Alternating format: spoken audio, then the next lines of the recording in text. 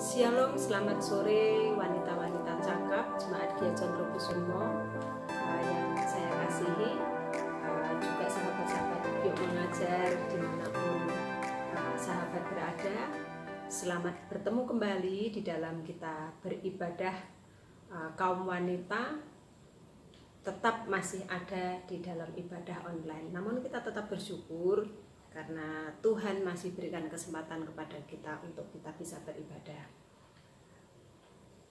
Sahabat yang dikasihi Tuhan, sebelum kita merenungkan kebenaran firman Tuhan, mari kita akan berdoa terlebih dahulu, minta tuntunan Roh Kudus yang akan menuntun membimbing kita sehingga kita bisa mengerti apa yang menjadi maunya Tuhan lewat renungan firman Tuhan pada saat sore hari ini. Mari kita berdoa. Bapa kami yang kami kasihi, yang kami sembah di dalam nama Tuhan kami Yesus Kristus, kami bersyukur Tuhan buat sore hari ini Kau pertemukan kembali kaum wanita untuk kami bisa beribadah Tuhan kepada Engkau. Terima kasih buat kesempatan yang sudah Tuhan berikan kepada setiap kami, sehingga kami mau Tuhan memakai kesempatan yang ada ini sebaik-baiknya. Kami mau belajar Tuhan merenungkan kebenaran firman-Mu. Kami mau belajar untuk menjadi pelaku-pelaku firman-Mu Tuhan.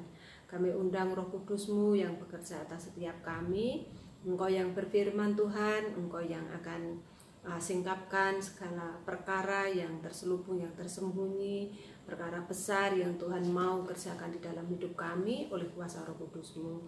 Bapa, begitu juga dengan hamba-Mu, Engkau yang akan urapi lidah bibir hamba-Mu ini Tuhan. Engkau akan pakai hamba-Mu yang kecil ini untuk menjadi alat-Mu Tuhan, untuk menyampaikan firman-Mu. Engkau yang akan pakai Tuhan hamba-Mu ini, apa yang keluar dari lidah bibir hamba-Mu, biarlah semuanya ini yang datangnya daripada Engkau, yang bukan dari Engkau Tuhan, Engkau sendiri yang akan gagalkan. Kami serahkan Tuhan di dalam jam pemberitaan firman-Mu pada saat sore hari ini sepenuhnya ke dalam tangan kasih-Mu.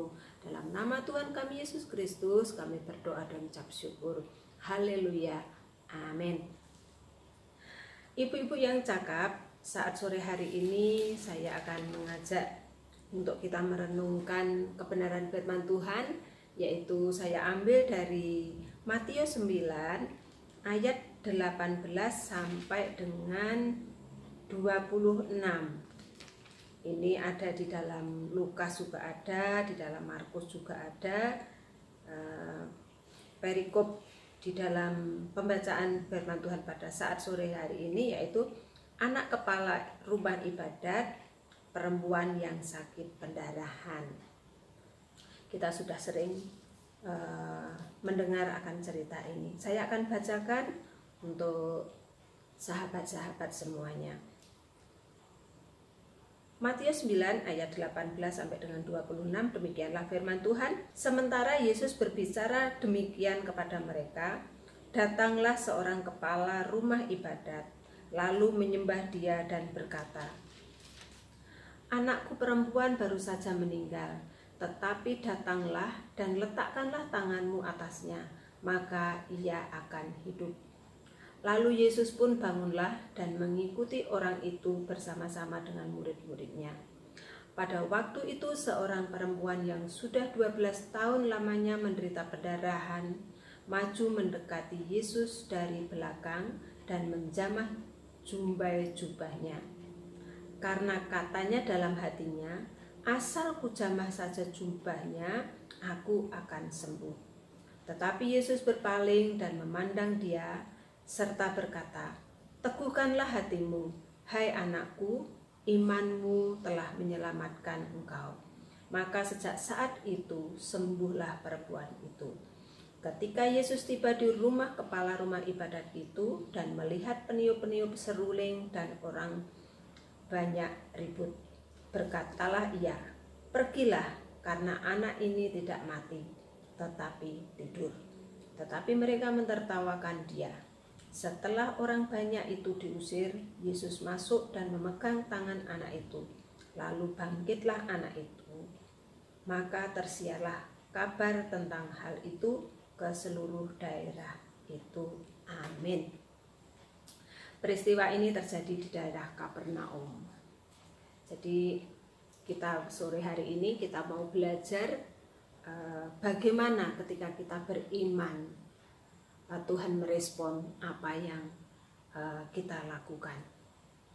Di dalam perikop ini menceritakan bagaimana seorang kepala rumah ibadat, yaitu kalau di dalam Lukas diceritakan orang ini adalah bernama Yairus,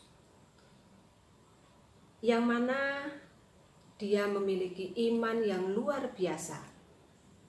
Tentunya Pak Yairus ini tidak serta-merta atau asal-asalan, enggak. Pak Yairus ini sudah mendengar bagaimana Tuhan Yesus melakukan atau mengadakan mujizat-mujizat yang luar biasa.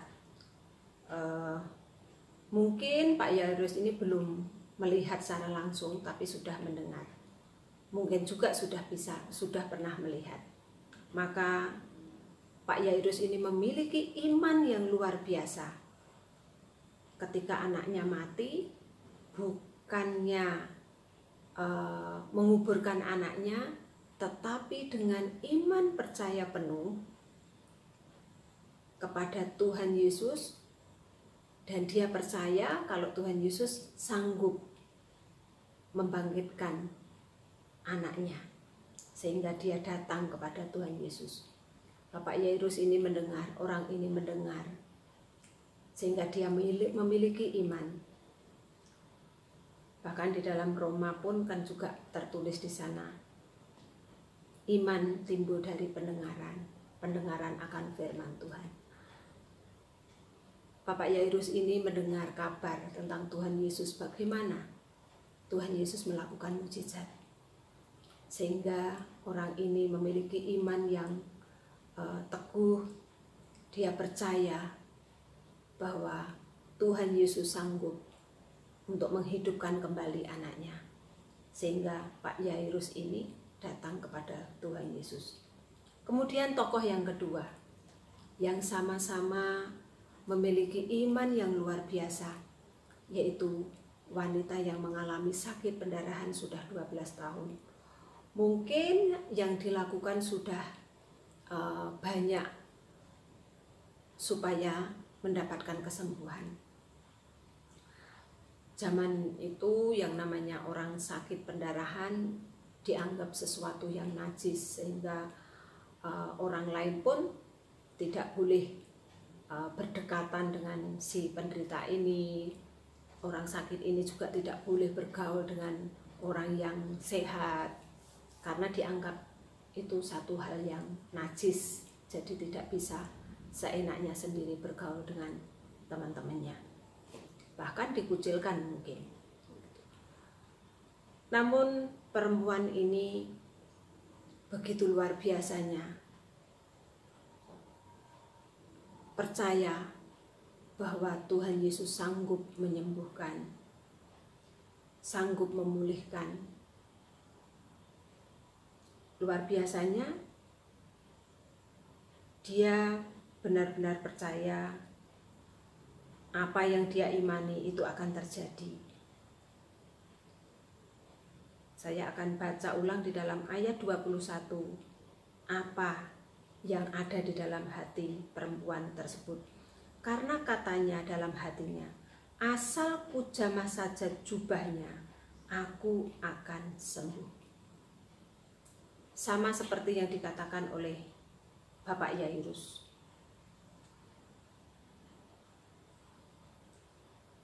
Bapak Yairus minta supaya Tuhan Yesus meletakkan tangannya atas anaknya, dan dia percaya pasti akan hidup.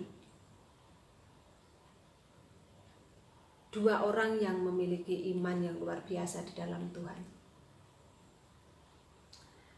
Orang ini, jadi saya percaya wanita yang mengalami sakit ini juga sudah mendengar bagaimana Tuhan Yesus melakukan mujizat. Makanya dia punya keyakinan, punya iman percaya bahwa dia pun juga akan mendapatkan kesembuhan ketika dia percaya. Kadang kita tidak bisa memiliki iman seperti dua orang ini. Kita sudah melihat, bahkan sudah mengalami bagaimana Tuhan menolong kita. Namun kita masih, pikiran kita juga masih meragukan, pikiran kita masih saja khawatir kalau Tuhan tidak akan menolong kita ketika kita ada di dalam permasalahan, ketika kita ada di dalam sakit penyakit. Padahal kita tahu Tuhan itu sudah menolong. Namun pikiran kita yang muncul, kekuatan kita yang kita pakai, bukannya mempercayakan semuanya kepada Tuhan, namun pikiran kita yang main, sehingga kita salah di dalam melangkah. Namun pada saat sore hari ini, kedua orang ini mengingatkan kepada kita, supaya kita memiliki iman yang teguh kepada Tuhan Yesus. Sehingga ketika kita beriman, bagaimana Tuhan merespon? Ketika Bapak Yairus ini benar-benar mempercayakan anaknya kepada Tuhan Yesus, respon Tuhan Yesus apa? Tuhan Yesus segera bangun dan mengikuti Bapak Yairus ini datang ke rumahnya. Tidak menunda-nunda lagi. Ketika Bapak Yairus ini benar-benar punya iman percaya kepada Tuhan Yesus, Tuhan Yesus segera melakukan apa yang harus dikerjakan, yaitu segera datang ke rumah orang tersebut. Begitu juga dengan perempuan yang mengalami sakit pendarahan. Bagaimana ketika dia memiliki iman yang luar biasa yang teguh, Tuhan Yesus juga segera merespon. Bahkan Tuhan Yesus berkata apa? Teguhkan hatimu, hai anakku, imanmu yang menyelamatkan engkau. Jadi iman itu yang bisa menyelamatkan kita. Iman percaya kita kepada Tuhan Yesus itu yang sanggup memberikan kita kesembuhan. Iman percaya kita kepada Tuhan Yesus itulah yang sanggup menyelamatkan kita. Kadang kita lupa bahwa Tuhan sudah membuat mukjizat di dalam hidup kita. Bukan hanya mendengar, namun kita sudah mengalami. Tapi tetap saja kita tidak bisa percaya penuh. Kita tetap, pikiran kita yang main, kita cari jalan keluar yang lain di luar Tuhan. Namun sore hari ini, wanita-wanita cakap diingatkan untuk kita tetap memiliki iman teguh di dalam Tuhan Yesus, supaya Tuhan pun juga merespon iman kita, merespon apa yang kita lakukan, kita kerjakan. Bagaimana Tuhan mau merespon kita kalau kita sendiri juga meragukan Tuhan Yesus? Saya memiliki pengalaman ketika kami melayani orang, ketika kami mendoakan orang, kami tidak berani berkata, ayo saya doakan. Kami tidak berani berkata seperti itu. Ketika Tuhan taruh di hati kami, digerakkan untuk mendoakan seseorang, kami tidak berani berkata, ayo tak doakan, mari kita doakan, karena Tuhan sudah ngomong sama kami.